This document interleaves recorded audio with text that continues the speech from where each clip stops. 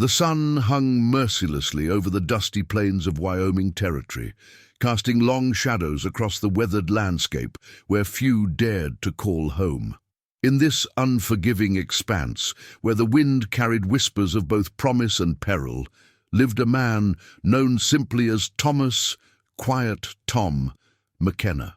His weathered hands told stories of countless seasons working the land, and his steel-grey eyes held the weight of a solitude he had chosen over the chaos of civilization. Tom's ranch sat like a lonely sentinel against the vast horizon, a modest collection of wooden structures that had withstood the test of time and nature's fury. The nearest town lay 3 days' hard ride to the east, and that was exactly how Tom preferred it. He had come to this remote corner of the territory 15 years ago, seeking nothing more than peace and the simple rhythm of life dictated by sunrise and sunset. Before we continue with Tom's extraordinary story, I'd love for you to subscribe to our channel and let us know in the comments what city you're watching from. Your support means the world to us, and we love connecting with viewers from all corners of the globe. The autumn of 1876 had been particularly harsh, with early snows threatening to arrive before the cattle could be properly prepared for winter. Tom worked tirelessly from dawn to dusk, his weathered frame moving with the practiced efficiency of a man who had learned to depend on no one but himself.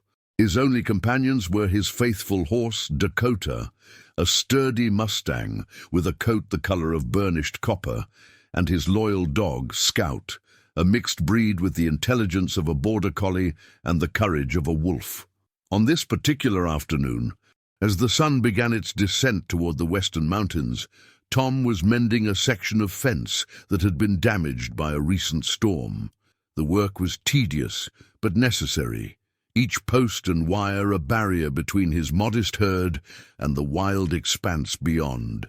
The rhythmic sound of his hammer against metal rang out across the empty plains, a lonely percussion that seemed to echo into eternity. It was Scout who first sensed something amiss. The dog's ears perked up, and a low whine escaped his throat as he gazed toward a cluster of cottonwood trees near the creek that marked the eastern boundary of Tom's property. Tom paused in his work, his weathered hands still gripping the hammer as he followed Scout's gaze. Years of living on the frontier had taught him to trust his dog's instincts above all else. What he saw emerging from the shadows of the trees made his breath catch in his throat. A small figure stumbled forward, moving with the unsteady gait of someone in considerable pain. As the figure drew closer, Tom could see it was a young Native American boy, perhaps 12 or 13 years old, with long black hair that hung loose around his shoulders and traditional clothing that marked him as belonging to one of the local tribes.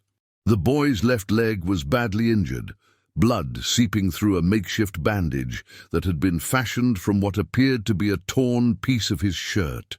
His face was pale beneath his natural complexion, and his dark eyes held a mixture of pain, fear, and desperate hope. Each step seemed to cost him tremendous effort, and Tom could see that the boy was on the verge of collapse. Without hesitation, Tom dropped his tools and moved toward the injured child. The boy stopped when he saw the tall cowboy approaching, his body tensing as if preparing to flee, despite his obvious inability to do so.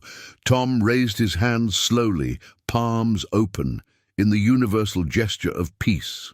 He had learned enough about the local tribes during his years on the frontier to know that sudden movements could be interpreted as threatening. "Easy there, son," Tom said softly, his voice carrying the gentle tone he typically reserved for spooked horses. "I'm not going to hurt you. Looks like you're in need of some help." The boy's eyes darted between Tom and the distant horizon, as if calculating his chances of escape. But the pain in his leg was too great, and with a soft cry he collapsed to his knees in the dusty earth. Tom approached slowly, his movements deliberate and non-threatening, until he was close enough to assess the extent of the boy's injuries. The wound was worse than Tom had initially thought. A deep gash ran along the boy's calf, likely caused by a sharp rock or perhaps the horn of a frightened animal. The bleeding had slowed but not stopped, and Tom could see signs of infection beginning to set in around the edges of the wound. Without proper treatment, the boy could lose his leg, or worse. "This needs proper tending," Tom murmured, more to himself than to the boy. He looked into the child's dark eyes and saw a flicker of understanding, suggesting the boy knew at least some English. "I'm going to help you to my cabin. Can you walk if I support you?" The boy nodded weakly, and Tom carefully helped him to his feet. Together they made their slow way across the dusty yard to Tom's modest cabin, Scout trailing behind them with his tail low and his expression alert. The journey that normally took Tom less than a minute stretched into what felt like an eternity as they accommodated the boy's injured leg. Inside the cabin, Tom's years of frontier living had taught him the basics of field medicine.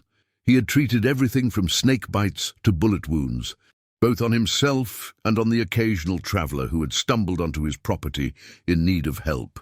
His medical supplies were limited, but adequate for most emergencies. Tom gently helped the boy onto his kitchen table, the sturdy wooden surface serving as an impromptu examination table. The boy winced as Tom carefully removed the makeshift bandage, revealing the full extent of the wound. It was deep and jagged, but Tom had seen worse. With careful cleaning and proper stitching, it would heal, though the boy would carry a scar for the rest of his life. Working with the methodical precision of a man accustomed to handling crises alone, Tom heated water over his wood stove and gathered his medical supplies. He had learned long ago that cleanliness was crucial in preventing infection, a lesson that had saved his own life more than once during his years on the frontier. The boy watched Tom's every movement with a mixture of wariness and growing trust. When Tom began cleaning the wound with warm water and soap, the child bit his lip to stifle any cries of pain, displaying a stoicism that impressed the weathered cowboy. This was clearly a boy who'd been raised to endure hardship without complaint. As Tom worked, he found himself wondering about the boy's story. How had he come to be injured so far from any known tribal settlements? Where was his family?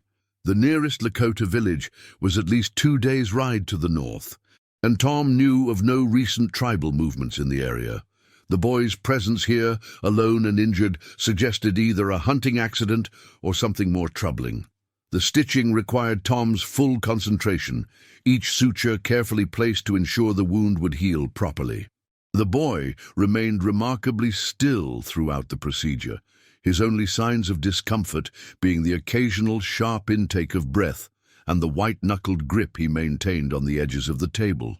When the medical work was complete, Tom wrapped the boy's leg in clean bandages and helped him to a more comfortable position on the cabin's single bed. The child's exhaustion was evident, and Tom could see that the combination of blood loss, pain, and the stress of his ordeal had taken a significant toll. "You need rest," Tom said simply, pulling a worn quilt over the boy's small frame. "Sleep now. We'll figure out the rest tomorrow." The boy's eyes fluttered closed almost immediately, his body finally surrendering to the exhaustion that had been held at bay by adrenaline and determination. Tom watched him for a moment, noting the peaceful expression that had replaced the earlier mask of pain and fear. In sleep, the child looked even younger, and Tom felt a protective instinct stir within him that he hadn't experienced in many years. As night fell over the Wyoming plains, Tom maintained a quiet vigil beside the sleeping boy. He had prepared a simple meal of beans and hardtack, but found himself with little appetite. Instead, he sat in his wooden chair, occasionally checking on his unexpected guest and pondering the implications of the day's events. The frontier had its own unwritten codes, and chief among them was the obligation to help those in need, regardless of their background or circumstances. Tom had never questioned this principle, but he was also aware that his decision to aid a Native American boy could have far-reaching consequences. Relations between the local tribes and white settlers had been tense for years, marked by misunderstandings, broken treaties, and occasional violence. Yet as Tom looked at the sleeping child, he felt no regret for his actions. The boy was hurt and alone, and Tom had done what any decent person would do. The political and cultural complexities of the frontier seemed insignificant compared to the simple human need for compassion and care. Outside, the wind picked up, rattling the cabin's windows and sending tumbleweeds skittering across the yard. Scout had positioned himself near the door, his ears alert for any unusual sounds. The dog's protective instincts had been triggered by the presence of the injured boy, and Tom knew that Scout would alert him to any approaching danger. As the hours passed, Tom found himself reflecting on his own journey to this remote corner of Wyoming. He had come here seeking solitude after losing his wife and young daughter to cholera in Kansas. The grief driving him to seek a place where painful memories couldn't follow. The isolation had been a balm for his wounded soul, but it had also made him forget the simple pleasure of human connection. The boy stirred occasionally in his sleep, sometimes murmuring words in his native language that Tom couldn't understand. During these moments, Tom would check the bandages and ensure that his patient was comfortable, his movements gentle and practiced. He had no medical training beyond what necessity had taught him, but his instincts told him that the boy would recover fully with proper rest and care. As dawn approached, Tom stepped outside to tend to his morning chores. The cattle needed to be checked, and Dakota required fresh water and feed. The routine tasks provided a welcome distraction from his concerns about the boy and what the day might bring. The morning air was crisp and clean, carrying the scent of sage and the distant promise of winter. It was while Tom was filling the water trough that Scout began to bark, his voice carrying a note of alarm that immediately captured Tom's attention. The dog was facing east, toward the rising sun, his body tense and his hackles raised. Tom shaded his eyes against the morning light and felt his blood run cold at what he saw. The horizon was no longer empty. Dark figures were emerging from the dawn mist, their silhouettes growing larger and more distinct with each passing moment. Tom counted them quickly, his heart sinking as the numbers climbed. 20, 50, 100, and still they came. By the time the full scope of the approaching force became clear, Tom estimated nearly 200 mounted warriors spread across the plain in a formation that spoke of military precision and serious intent. The sight was both magnificent and terrifying. The warriors rode with the fluid grace of men born to the saddle, their horses moving as extensions of their own bodies. Even at this distance, Tom could see the glint of weapons and the flutter of feathers and war paint that marked them as a significant war party. Tom's first instinct was to reach for his rifle, but something made him pause. The approaching warriors were moving at a steady but unhurried pace, not the thundering charge he would expect from a hostile force. Moreover, there was something about their formation that seemed more ceremonial than aggressive. As the warriors drew closer, Tom could make out more details. They were primarily Lakota, based on their dress and the markings on their horses. Many carried lances, but these were held upright rather than in attack position. Most significantly, at the front of the formation, a single warrior carried a long pole from which hung a large piece of white cloth that fluttered in the morning breeze. A peace banner. Tom felt his knees nearly buckle with relief as the significance of the white flag became clear. This was not a war party come to exact vengeance, but a delegation come to parley. The realization brought with it a flood of questions. How had they known about the boy? How had they found Tom's ranch so quickly? And most importantly, what did they want? The answer to at least some of these questions became apparent as the warriors came to a halt approximately 50 yards from Tom's cabin. The formation was impressive in its discipline and organization, with the warriors arranged in neat rows that spoke of military training and strong leadership. At the center of the front rank, an elderly man with silver-streaked hair and the bearing of a chief urged his horse forward a few steps. The chief was a man of perhaps 60 years, his face weathered by decades of sun and wind, but his eyes sharp and intelligent. He wore traditional Lakota regalia, including a magnificent headdress adorned with eagle feathers that caught the morning light. His horse, a magnificent black stallion, stood perfectly still as its rider surveyed Tom's modest homestead. For a long moment, the two men simply looked at each other across the dusty yard. Tom could feel the weight of nearly 200 pairs of eyes upon him, but he forced himself to remain calm and still. Any sudden movement could be misinterpreted, and despite the peace banner, he was acutely aware that he was vastly outnumbered. The chief spoke first, his voice carrying clearly across the distance despite its measured tone. "White man," he said in accented but clear English, "you have something that belongs to us." Tom nodded slowly, understanding immediately what the chief meant. "The boy is inside," he replied, his voice steady despite the adrenaline coursing through his veins. "He was badly hurt. I've tended to his wounds."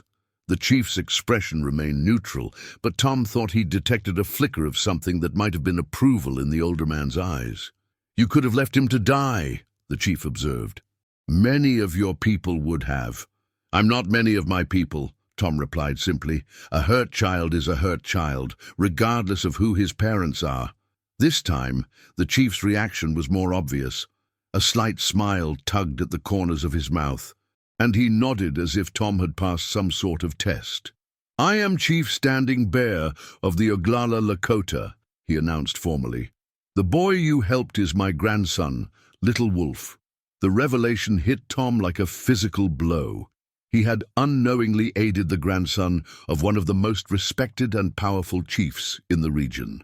Standing Bear was known throughout the territory as a leader who commanded immense respect among his people, and who had the political acumen to navigate the complex relationships between the various tribes and the encroaching white settlements.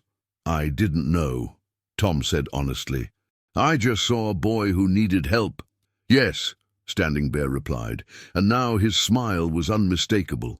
"That is exactly why we are here." The chief dismounted from his horse with the fluid grace of a much younger man and walked slowly toward Tom.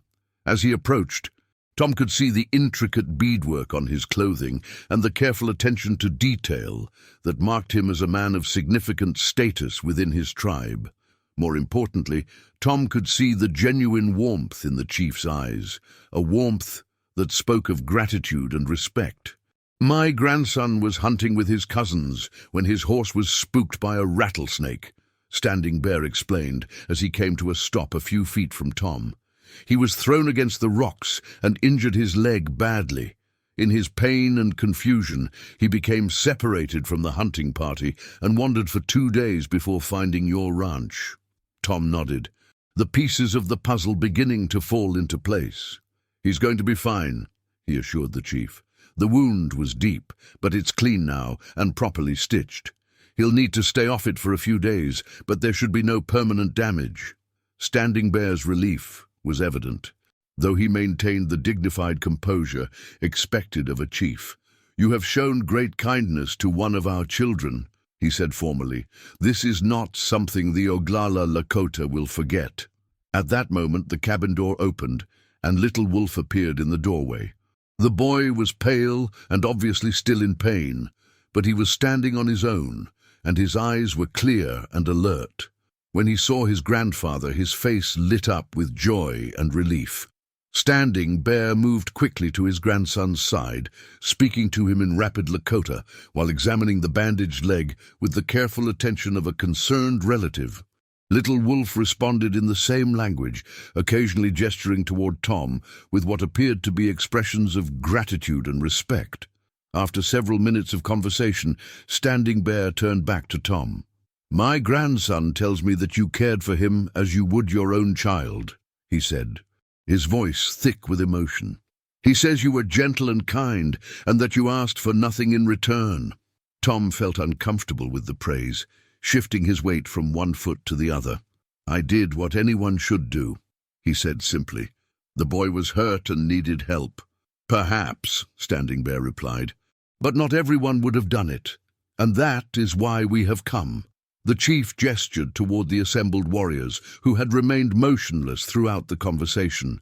These men represent not just the Oglala, but also the Brule, the Miniconjou, and the Senzark. Word of your kindness spread quickly through our camps, and many wanted to come and see for themselves the white man who showed such compassion to one of our children. Tom looked out at the impressive gathering, finally understanding the full significance of what was happening. This wasn't just a rescue mission, or even a simple expression of gratitude. This was a formal recognition, a ceremony of sorts that would have implications far beyond this single encounter. Standing, Bear reached into a leather pouch at his side and withdrew a beautifully crafted peace pipe, its stem decorated with intricate carvings and colorful beads. "We would like to smoke with you," he said formally, "and speak of friendship between our peoples." The offer was both an honor and a responsibility. Tom understood that accepting the peace pipe would mark him as a friend to the Lakota, a status that would provide him with protection but also certain obligations.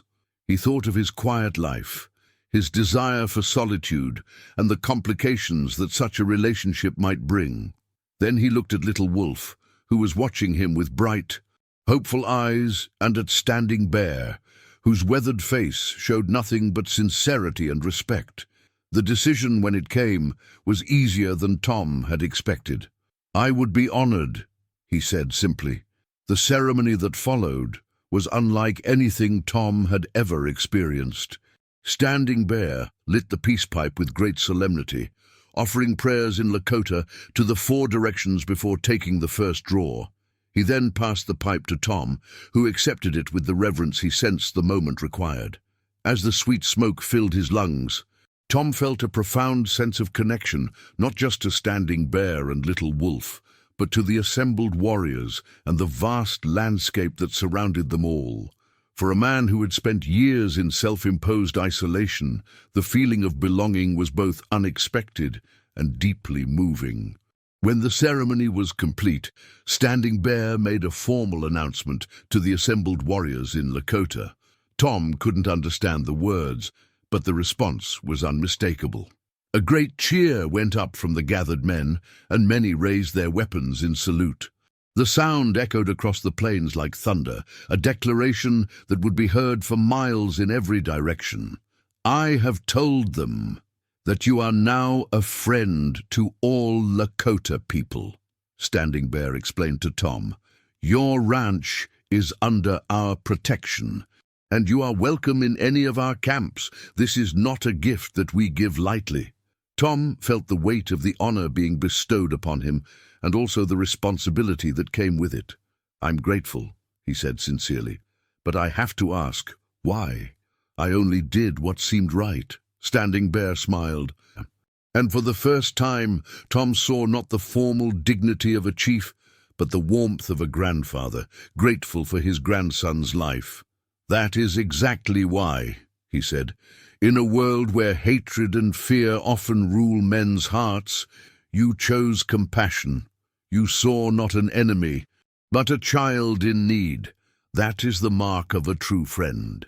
As the morning progressed, Tom found himself in the surreal position of hosting nearly 200 Lakota warriors on his modest ranch. The men were respectful and disciplined, but their presence transformed his quiet homestead into something resembling a military encampment. Some tended to their horses, others shared food and water, and many simply sat in small groups, talking quietly among themselves. Little Wolf, despite his injury, moved among the warriors with obvious pride, telling and retelling the story of his rescue. Tom couldn't understand the Lakota language, but he could see from the boy's gestures and the reactions of his listeners that the tale was growing more dramatic with each telling. Standing Bear noticed Tom's amusement and chuckled. "He is young," the chief said with obvious affection. "To him, you are already a great hero. By the time this story reaches our winter camps, you will probably have fought off a dozen wolves and carried him 20 miles through a blizzard." Tom laughed, the first genuine laughter he had experienced in longer than he could remember. "As long as he heals properly, he can tell whatever story he likes." "He will heal," Standing Bear assured him, "and he will carry the scar as a reminder of the day he learned that kindness can be found in unexpected places." As the sun reached its zenith, Standing Bear announced that it was time for the warriors to depart. Little Wolf's injury required proper rest, and the chief was eager to return his grandson to the worried family members who were waiting in the main camp. However, before leaving, Standing Bear had one final gesture to make. From his saddlebags, the chief withdrew a magnificent buffalo hide, tanned to perfection and decorated with intricate beadwork that told the story of great hunts and victories in battle. "This belonged to my father, and his father before him," Standing Bear said as he presented the hide to Tom. "It is a symbol of honor among our people, and I want you to have it." Tom accepted the gift with trembling hands, understanding instinctively that he was being given something of immense cultural and personal significance. "I don't know what to say," he admitted. "Say that you will remember this day," Standing Bear replied, "and that you will remember that friendship between peoples is possible when good men choose to see past their differences." The departure of the warriors was as impressive as their arrival had been. They formed up in the same precise formation, with Standing Bear and Little Wolf at the front, and the peace banner still flying proudly in the breeze. As they began to move away from the ranch, each warrior raised his weapon in salute to Tom, a gesture of respect that left the solitary cowboy deeply moved. Little Wolf, riding behind his grandfather on the chief's horse, turned back repeatedly to wave at Tom until the formation disappeared over a distant ridge. The silence that followed their departure was profound, broken only by the whisper of wind through the grass and the distant lowing of cattle. Tom stood in his yard for a long time after the last warrior had vanished from sight, the buffalo hide still clutched in his hands and the memory of the morning's events playing through his mind like a vivid dream. Scout sat beside him, as if sensing his master's need for companionship in the aftermath of such an extraordinary experience.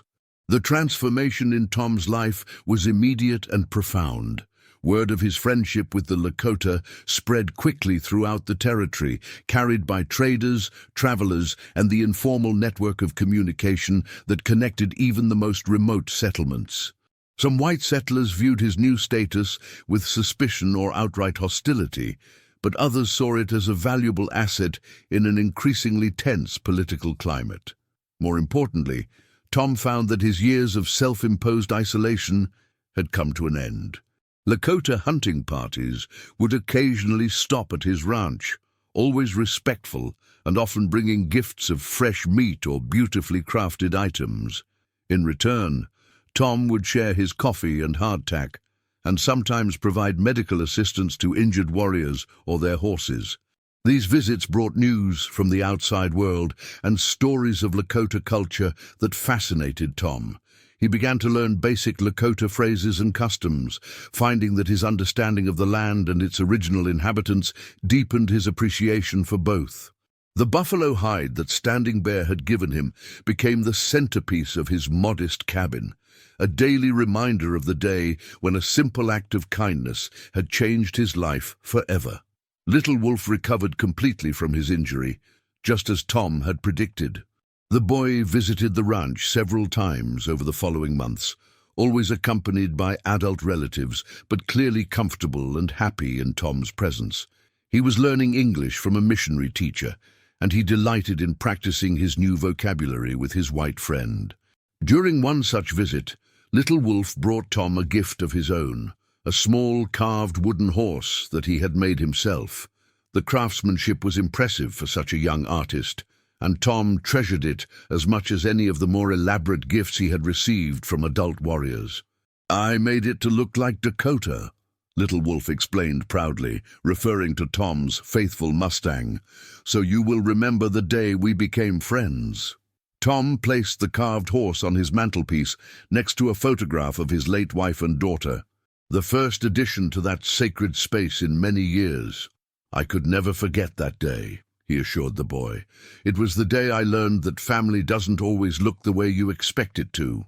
As autumn turned to winter and winter gave way to spring, Tom's friendship with the Lakota continued to deepen and evolve. He learned that Standing Bear was not just a chief, but also a skilled diplomat who was working tirelessly to find peaceful solutions to the growing conflicts between his people and the expanding white settlements. The chief often stopped at Tom's ranch during his travels, using the neutral ground as a place to meet with other tribal leaders and occasionally with sympathetic white officials. Tom's cabin became an unofficial embassy of sorts, a place where men of different cultures could come together in an atmosphere of mutual respect and shared purpose. These gatherings gave Tom insights into the complex political and cultural forces that were reshaping the American West. He learned about the broken treaties, the encroachment on traditional hunting grounds, and the desperate efforts of tribal leaders to preserve their way of life in the face of overwhelming change. Tom also came to understand the courage it had taken for Standing Bear to approach his ranch with 200 warriors flying a peace banner. The chief had risked not just his own reputation, but the safety of his men on the belief that one act of kindness might be the foundation for something larger and more lasting. "You gave me hope," Standing Bear explained during one of their conversations, "in a time when it seemed that hatred was the only language spoken between our peoples. You showed that compassion was still possible. That hope has spread to others, and it has made a difference." Indeed. Tom's example had inspired other acts of cross-cultural friendship throughout the territory. A rancher to the south had begun trading fairly with local tribes, providing cattle in exchange for horses and hides. A doctor in the nearest town had started treating Native American patients without charge, following Tom's example of seeing people rather than enemies. These small acts of kindness and respect were creating ripples of change that extended far beyond their immediate impact. They were proof that individuals could make a difference, that the cycle of mistrust and violence that had characterized frontier relations was not inevitable. As the first anniversary of Little Wolf's rescue approached, Tom found himself reflecting on the profound changes that a single moment of compassion had brought to his life. He was no longer the isolated, grief-stricken man who had fled to the Wyoming wilderness, seeking only solitude. He had become a bridge between worlds, a living example of the possibility for understanding and friendship between peoples who had been taught to see each other as enemies. The anniversary itself was marked by a celebration that Tom would remember for the rest of his life. Standing Bear arrived at the ranch with a smaller group of warriors, perhaps 50 men, but the ceremony they conducted was no less meaningful than the original gathering. Little Wolf, now fully healed and grown taller in the intervening months, presented Tom with a beautiful beaded vest that had been made by the women of the tribe. "They wanted you to have something that would mark you as a friend wherever you might travel in Lakota territory," Standing Bear explained, as Tom examined the intricate beadwork. "The patterns tell the story of your kindness and the friendship that grew from it." Tom was deeply moved by the gift and by the thought that had gone into its creation. He had learned enough about Lakota culture to understand that such items were not made lightly, and that the women who had crafted the vest had invested not just their time and skill, but also their hopes for continued peace and understanding. The celebration continued through the afternoon with traditional Lakota songs and dances that Tom was honored to witness. As the sun began to set over the Wyoming plains, painting the sky in brilliant shades of orange and red, Standing Bear made a final speech that would stay with Tom forever. "1 year ago, my grandson was lost and hurt, and you found him," the chief said, his voice carrying clearly in the still evening air. "But in saving him, you also found something that had been lost, the knowledge that we are all children of the same earth, all deserving of compassion and respect. That knowledge has spread from this place like ripples in a pond, touching lives and changing hearts throughout our territory." Standing Bear paused, looking out over the assembled warriors and then back at Tom. "You have shown us that it is possible for our peoples to live in peace, not because we are the same, but because we are willing to see the humanity in each other. That is a gift more precious than gold, and one that will be remembered long after we are all gone." As the Lakota warriors prepared to depart, Tom felt a profound sense of gratitude for the journey that had brought him to this moment. He had come to Wyoming seeking isolation and found instead a family that transcended the boundaries of race and culture. He had thought himself broken by loss and discovered that healing could come through service to others. Little Wolf approached him one final time before mounting his horse. The boy, now almost as tall as Tom's shoulder, looked up at his friend with eyes that held wisdom beyond his years. "Thank you," he said in carefully pronounced English, "for seeing me as a person, not as an enemy. I will never forget." Tom knelt down to the boy's level, placing a gentle hand on his shoulder. "And I will never forget the day you taught me that kindness is the most powerful force in the world," he replied. "Take care of yourself, Little Wolf. The world needs more people like you." As the warriors rode away into the gathering dusk, their silhouettes gradually fading into the vast expanse of the plains, Tom stood in his yard and marveled at the transformation that had taken place in his life. The buffalo hide that hung in his cabin, the beaded vest he now wore, and the carved wooden horse on his mantelpiece were more than just gifts. They were symbols of a friendship that had bridged two worlds and proved that understanding was possible even in the most unlikely circumstances. The quiet cowboy, who had once sought only solitude, had become a guardian of peace, a living testament to the power of compassion to overcome prejudice and fear. In tending to one small wound, he had helped heal a much larger injury, the mistrust and hatred that had divided peoples for generations. As the stars began to appear in the darkening sky, Tom McKenna walked back to his cabin with a heart full of gratitude and hope. Tomorrow would bring new challenges and new opportunities to build bridges between worlds, but tonight he would rest in the knowledge that sometimes the smallest acts of kindness can have the most profound consequences. The wind whispered across the Wyoming plains, carrying with it the promise of peace and the enduring power of human compassion. In a land where violence and mistrust had too often ruled, one man's simple decision to help a wounded child had created something beautiful and lasting, a friendship that would be remembered and celebrated for generations to come. Scout settled down beside his master's chair as Tom lit his evening pipe, the faithful dog sensing the contentment and peace that had replaced the loneliness and grief that had once defined their quiet life. The cabin that had once been a refuge from the world had become a beacon of hope, proof that even in the wildest and most unforgiving places, the human capacity for love and understanding could flourish. And somewhere in the distance, carried on the night wind, came the faint sound of Lakota voices raised in song, a melody that spoke of friendship, gratitude, and the eternal hope for peace between all peoples. It was a song that would echo across the plains for years to come, a reminder that in a world too often divided by fear and hatred, the simple act of caring for another human being could change everything.